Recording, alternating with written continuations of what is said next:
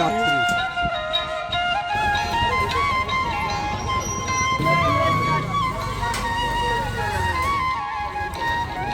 সকালের বাজার মানেই তো তাজা বাজার, যেখানে ব্যস্ততা আর আড্ডার অনন্য এক মিশ্রণ।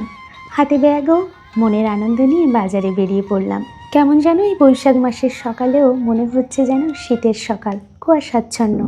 ঠান্ডা হাওয়া গায়ে মেখে বাজারে যেতে যেতে পথে একটা আমও পেলাম। মাছ কিনবো, তবে বেশ কিছু লোকের ভিড় দেখে এগিয়ে গেলাম।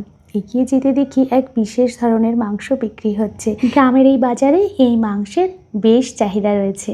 তবে বাজারের এই তাজা তাজা মাছ ও সবজির টান মনকে কেমন যেন সতেজ করে দেয়। মাছ তো আমি কিনবো, তবে কই মাছ। মাছের কেজি 400 টাকা করে। আমি 2 দোকান থেকে মাছ কিনেছি। এত ভালো মাছ, তাই একটু বেশি করেই কিনে নিলাম। গ্রামের বাজার মানেই তো টাটকা শাক, সবজি, মাছ ও চেনা সেই কোলাহল। গ্রামের বাজার মানেই তো টাটকা সব জিনিস ও মাটির মানুষের কোলাহল।